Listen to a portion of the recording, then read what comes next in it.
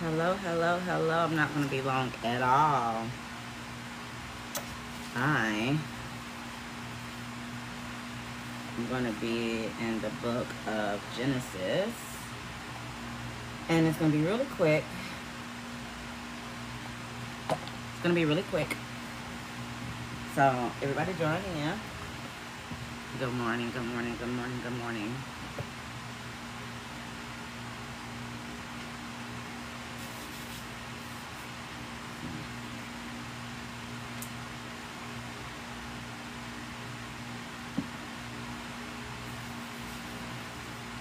Good morning, everybody. I'm not going to be long at all. I'm getting ready to run outside. Yesterday, I did absolutely nothing. When I say nothing, absolutely nothing. That might be an understatement. I got so much rest that I felt so guilty for having that kind of rest because I'm always on the go. You've been watching me and following me. You know that I'm always up to something. I'm always moving. I'm always doing something. Let me put this over here. I'm about to make some anointing oil for church Sunday. But I'm always on the go. And yesterday I did absolutely nothing. We ate leftovers and we just laid. And I felt so guilty. I was like, I didn't do anything, God. And he was like, nah, you did enough. And so this morning I was getting up. And as I was rolling over, I heard that everything is going to be all right. And I'm just going to make a separate video, like maybe a little 15-second video of the sound that God actually gave me after this. But I heard that everything is going to be all right. And it was just so calm and so gentle, the voice that I heard.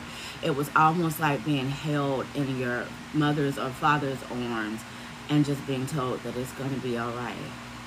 And I don't know the storms that you have been in, but I've been in a hurricane of a storm, and God is just saying that everything is going to be all right. And he's about to make heads and tails of everything in your life. So anyway, yesterday I was going to do Bible study, but something came up, and I just really wanted to rest. And yesterday I was going to do Genesis, and I was going to read you guys what God told me, right? And it's just very simple. It's Genesis 12, 1 through 3. And if you're a Bible scholar, you already know what this is. But this whole year, God is having me in the book of Genesis because it is very imperative that we know where we come from the beginning and how we start out. And if God is the God of Abraham, Isaac, and Jacob, then we need to learn about Abraham, Isaac, and Jacob.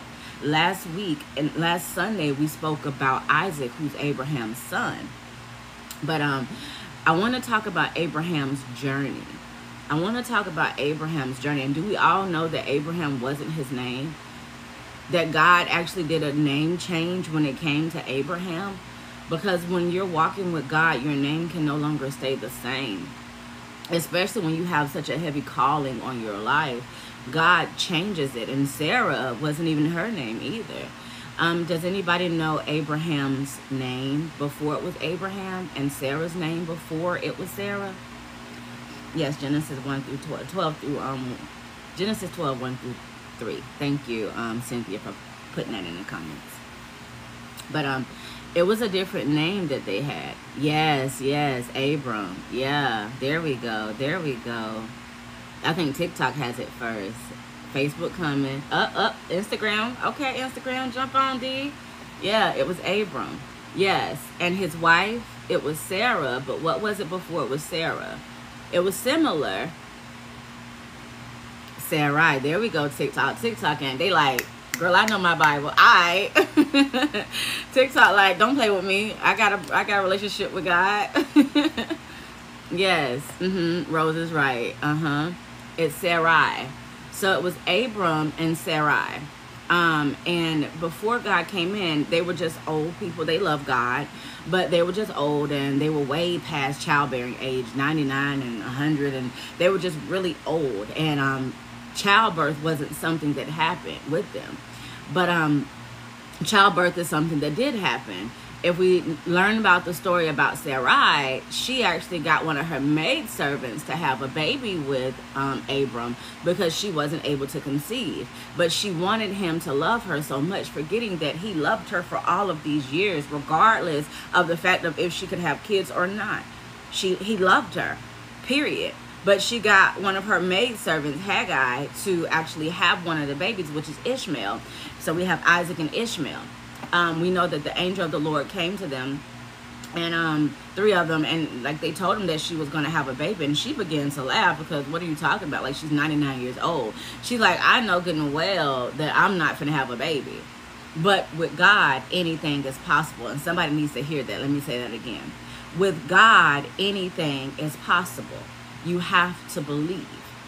And God can do the impossible.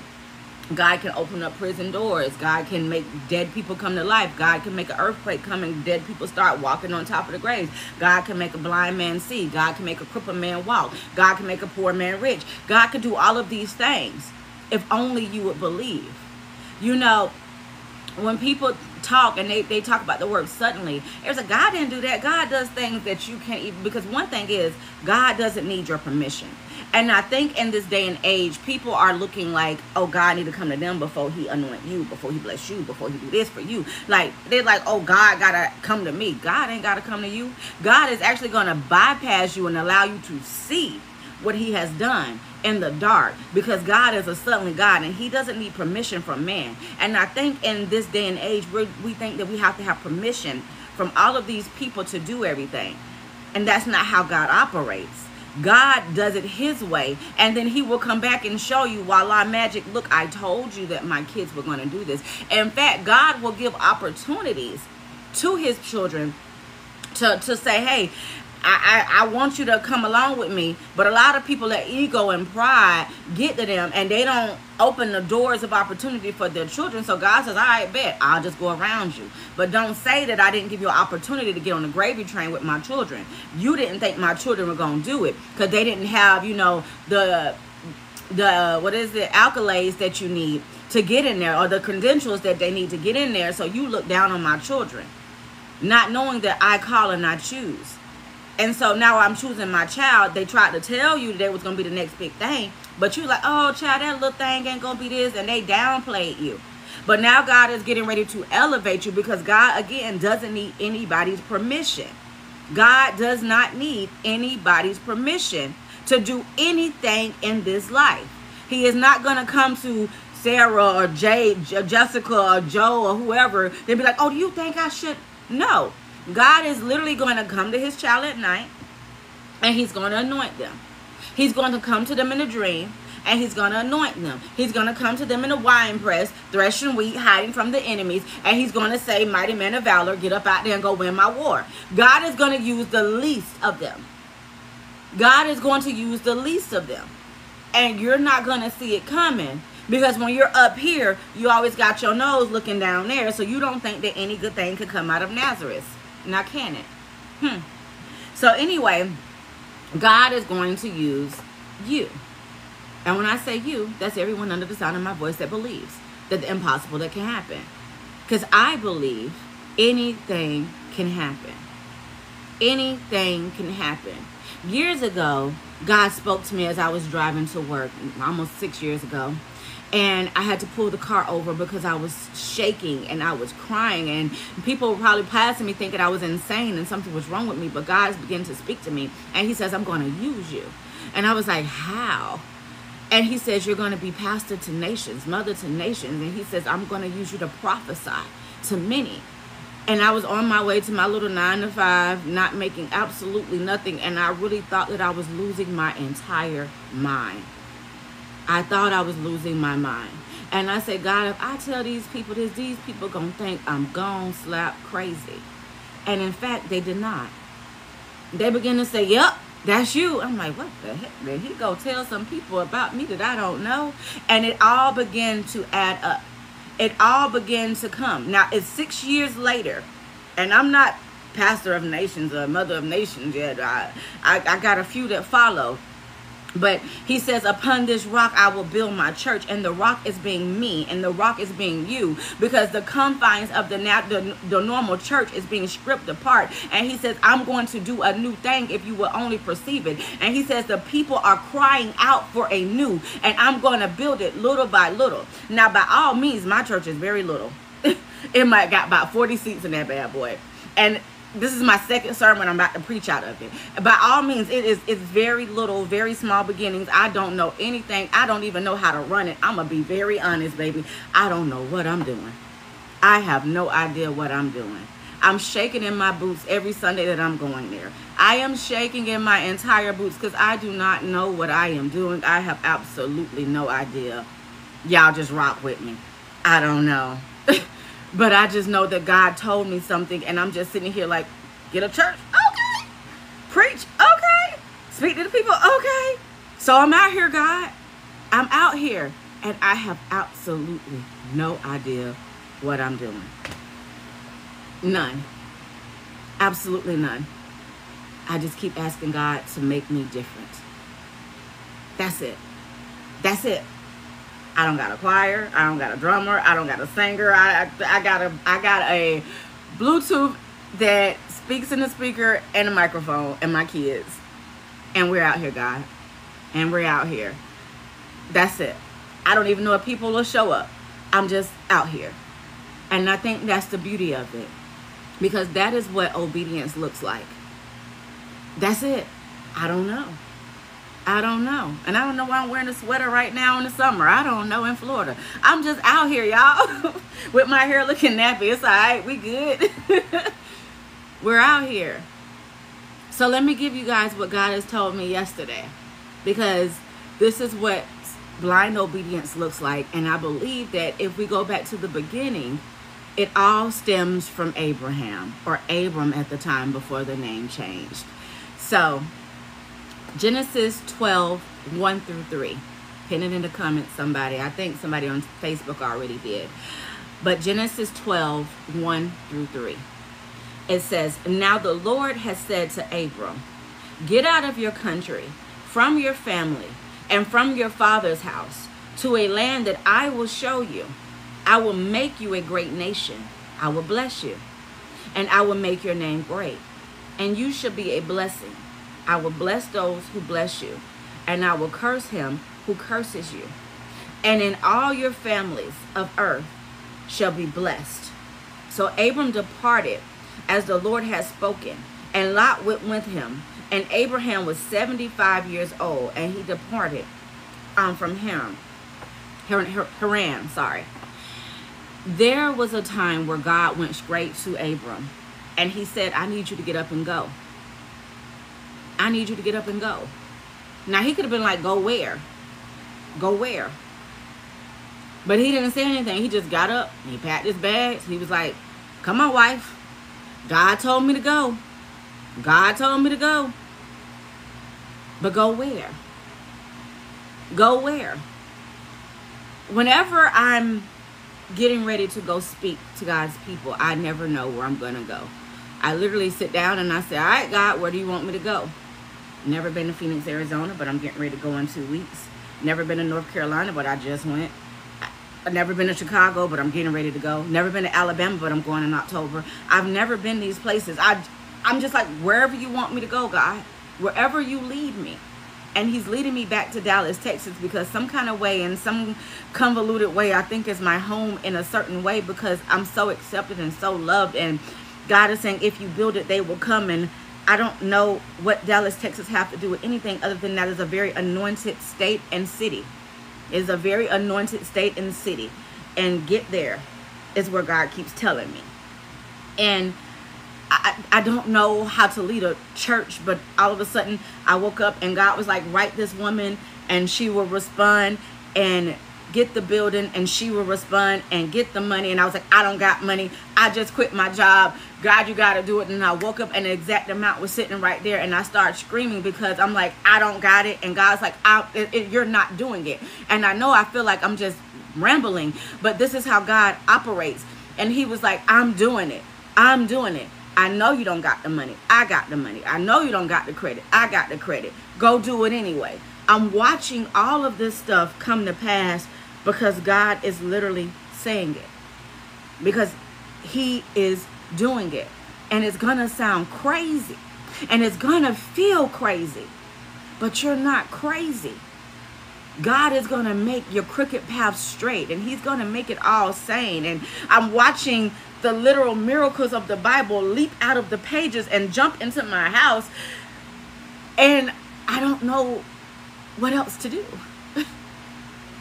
I don't know what's next, in all honesty. I'm just watching God work. I'm just watching the glory of God. Because he says if you build it, they will come. And if you believe it, it will be so. The impossible is so if we keep believing. Lace up your boots, put on your backpack. I'm telling you. I'm telling you. It's coming to pass. And maybe that's the word for the day in some way, shape, or form, that it's all coming to pass.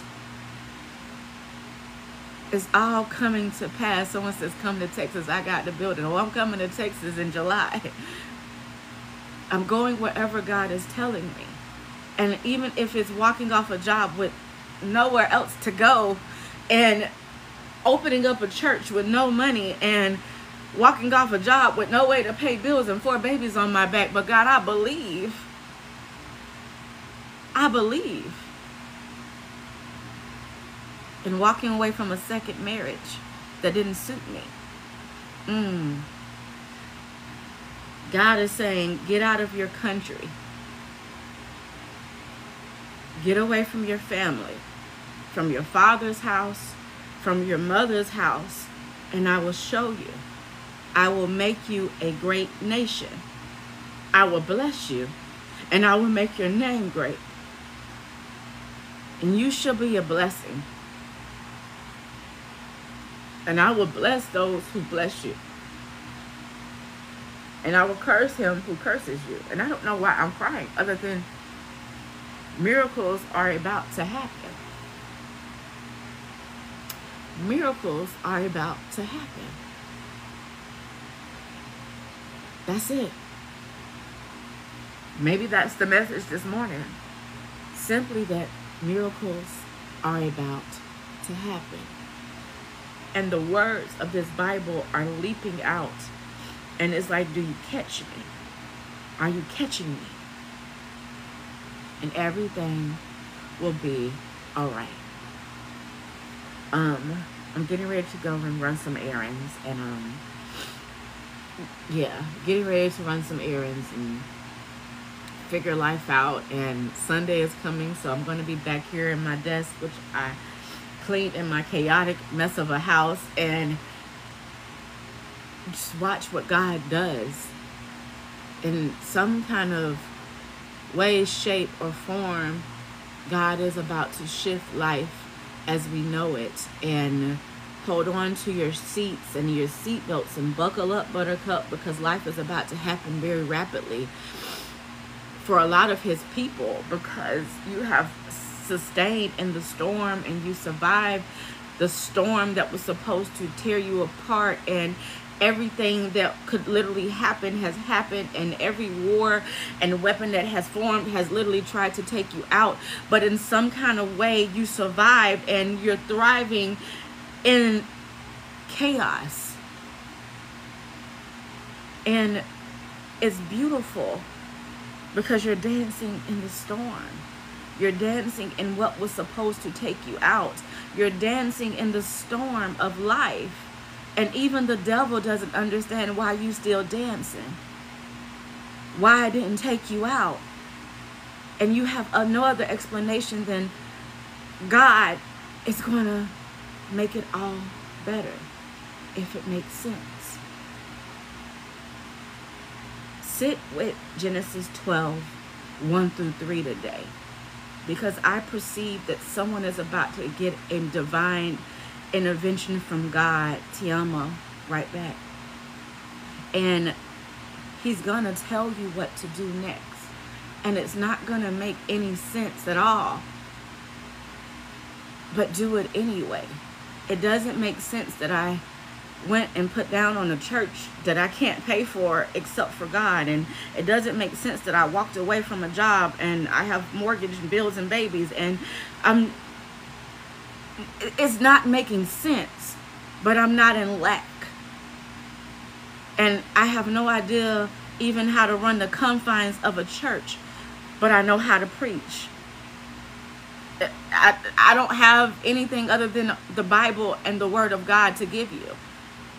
I have nothing to offer you but the Word and some oil, because I'm going to make some oil this weekend. And that's all I can offer you. So when I am posting my flyers and I'm saying this is where I am, I have nothing other than the Word and some oil and my kids to give you. And hopefully that's enough. That's it. That's all. So, yeah. Anyway, that's what God wanted to give you this morning. Genesis 12, 1 through 3. And know that God is getting ready to do something insane in your life. Don't be afraid. Embrace it. Because God is getting ready to build his church. Just like he told Peter, upon this rock. And Peter being the rock. Peter being meaning rock. Peter is meaning rock, which means that you are the rock. You are the foundation that God is getting ready to build his new church upon, because we have been lied to. We have been robbed. And God is saying, if I have to take it back to nothing but the Bible and you, then that's good enough. And I hope that this made sense. I know that I'm an emotional wreck this morning, and I look like the emotional wreck, but that's okay. I'll comb my hair later. Yes, that is it, and that is all. All right, you guys, I love you. I'm getting ready to go out and run some errands and get the kids some snacks, and yeah. I love you all, and have a great day, okay? Go in peace. May God bless you, keep you, and cause his face to shine upon you. May he bless your going out and your coming in. And may no harm come to you, because no weapon formed against you shall prosper. That you are the lender and never the borrower. That is your story. I love you all, and have a blessed day. That's in Instagram. I will share it, and we will share it. Let's in Facebook, and I will share it, and I will go back to TikTok and share it as